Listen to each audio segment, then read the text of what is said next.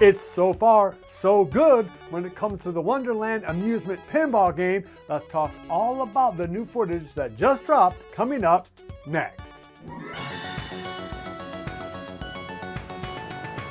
Hey everybody, welcome on back into the Game Shack. I'm your host, JDV for Evil Genius Entertainment. Thanks for stopping by.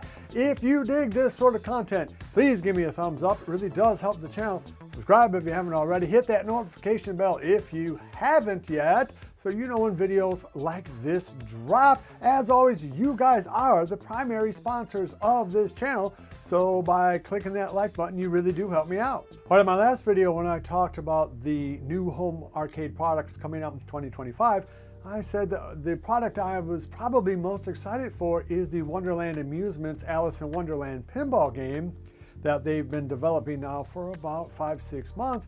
And when I look at the brand new footage that just dropped on their website a few days ago, that doesn't dim my excitement, because when I look at that footage, I'm thinking, wow, that is very impressive. Much better than I thought it was going to be. And that's for a few reasons. One, and this is probably the most important, or tied for the most important, and that is flipper strength. When you look at the flipper strength on those flipper paddles, they seem really, really strong. They shoot the ball up the ramps and up the playfield really, really strongly. I mean, when you hit that thing up there in those 3 bumpers, and that is the classic configuration for pinball games, right? And that thing really shoots around. I mean, that is one advantage to having a slightly smaller than normal pinball ball, is that that thing could really pick up speed and really get going. The same thing where if once things actually start going, it really can be very exciting real world pinball fun. So that was really cool to see. The other thing is just how good the game looks with the new bigger back box, a little DMD. Just the whole configuration of that playfield seems to work. I think they could probably tweak it a little bit more. There's some dead space down there at the bottom. I don't think you have to have those big long returns the way they have. I think they could do something there. But basically, it looks really good, and there are a few things that could really put this thing over the top to make it worth well more than the $1,000 hopefully asking price. And that's primarily going to be how deep the code is on this game.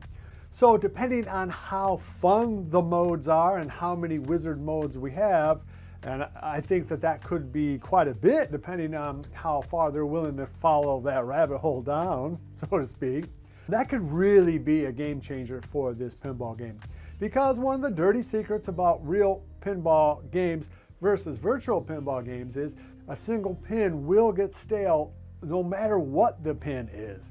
So one of the things that can help diminish that effect is by having those wizard modes, like more complicated things that you can do, like drop all the drop targets in a row, then go up the ramp 5 times, or whatever. The more you can have that kind of thing, so where you can take your time and shoot the targets in a row or whatever to get the really big points, that does give legs and life to pinball games of any kind. The deeper that game is, the closer it's going to feel like a real world pinball game. Making the only thing that's really different about it is the size. Let's talk a little bit more about that size thing. Again, having a smaller ball isn't all negative. It does allow for much faster play. In fact, the guy in the video says that he's actually going to probably turn down the power on some of the flippers, just because it's flipping so hard that it's shooting up the ramp and hitting the glass. Now, as long as it's tempered glass, I don't have so much of a problem with that. I mean, it's one of the things that you won't be able to experience in virtual pinball, right? Part of the appeal of real world pinball is that sort of times when the ball does stuff that is totally unexpected. In virtual pinball, you just don't get that. Now, a couple of different things to think about in terms of that playfield.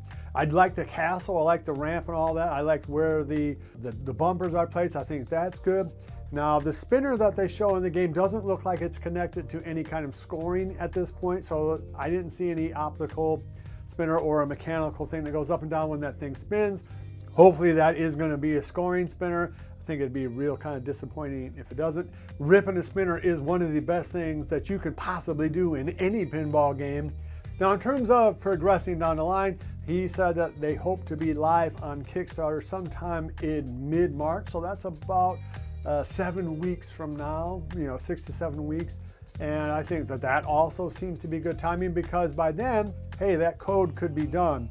and they could have that unit have those modes in it. And again, depending on how varied and fun those modes are, that could make this an incredibly strong product for $1,000, like the steal of the century strong type of products, because again, there is nothing else on the market that really touches this at all, not new anyway.